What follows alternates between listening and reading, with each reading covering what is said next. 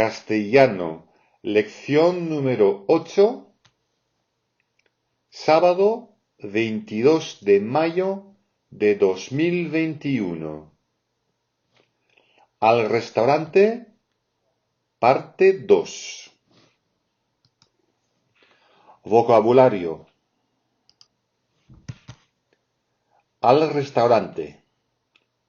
El postre. ¿Qué me aconseja?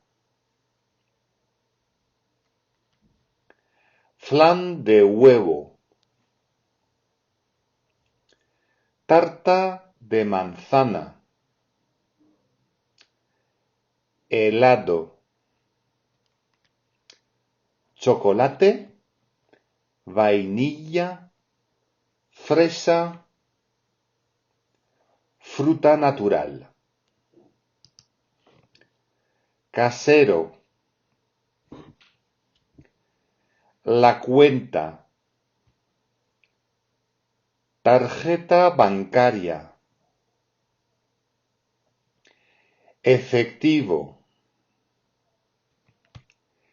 Teclee su código. Teclear.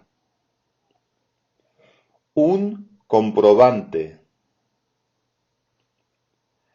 La propina. Enhorabuena. Diálogo. Al restaurante. ¿Tomarán algo de postre? On peut aussi dire ¿tomarán postre? ¿Tomarán algo de postre? C'est quelque chose de très espagnol. Après, les fainéants, ils disent ¿tomarán postre?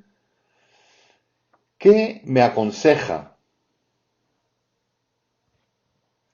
Tenemos flan de huevo, tarta de manzana, helados y fruta natural.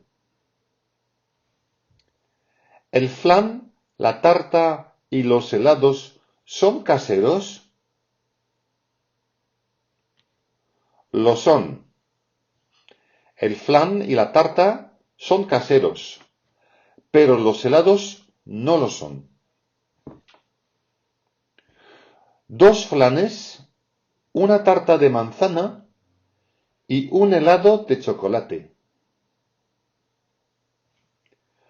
¿Tomarán café? No, gracias. La cuenta, por favor. Ahora mismo. ¿Le ha gustado? Sí, excelente, gracias.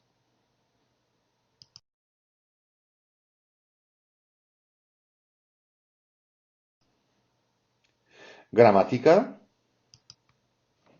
Là, on a le verbe traer al presente, au présent.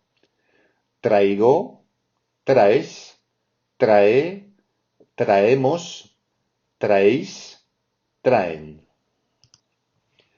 On a le verbe teclear à l'impératif. Alors, teclear, c'est taper sur un clavier. Alors, c'est un peu difficile comme traduction, mais c'est dès qu'on utilise un clavier et qu'on tape, en fait, on peut dire ici tape, mais c'est tape ton code. C'est quand on dit teclea, ça sous-entend quelque chose qu'on doit taper. Ça peut être un code, ça peut être un texte, ça peut être plein de choses. Donc là, il n'y a pas de forme je, on ne peut pas se donner un impératif à soi-même, sinon ça veut dire qu'on se parle à soi-même et qu'on se tutoie, ce qui est un peu bizarre. Ça peut arriver, dans une histoire, ça peut arriver, ou quelqu'un qui est fou, ça peut arriver aussi. Donc c'est teclea, teclea, teclee. Donc là, après, on n'a que des tapés quasiment, parce que là, c'est teclee au singulier quand on ne connaît pas la personne. Tecleemos. Ça se dit très rarement, c'est tapons sur un clavier. Bon, ça existe, mais ça ne se dit pas en fait. Teclead. Alors ça, c'est la forme la plus formelle pour plusieurs personnes qu'on va vous voyer. Teclead. Alors, à chaque fois, quand il y a une forme impérative pluriel, on met un D à la fin. Ok? Mirad, teclead, etc. Regardez, tapez, seguidme, il y a un D à la fin. Bon, c'est un peu spécial, mais c'est comme ça. Tecleen, ça peut se dire aussi, mais le plus souvent quand on a un ordre impératif, c'est plutôt cette forme-là qui est utilisée. Seguir al presente, donc suivre au présent.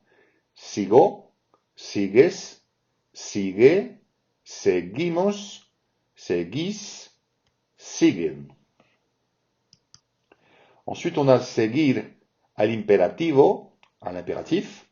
Pareil, il n'y a toujours pas de... On se suit pas soi-même, ok? Et on dit sígueme, suis-moi. Sígame, là c'est quand on vous voit quelqu'un. On parle de usted, c'est on vous voit une personne, pardon. Síganos, suivez-nous, ok? L'accent il est bien sur le i. Síganos. Seguidme, là l'accent il est bien sur le id. Seguidme. C'est suivez-moi au pluriel, un impératif à plusieurs personnes. Síganme, l'accent il est bien sur le i. Síganme, hein, ça peut se dire des deux façons. Fin de la lección número 8. Hasta la próxima semana, el sábado.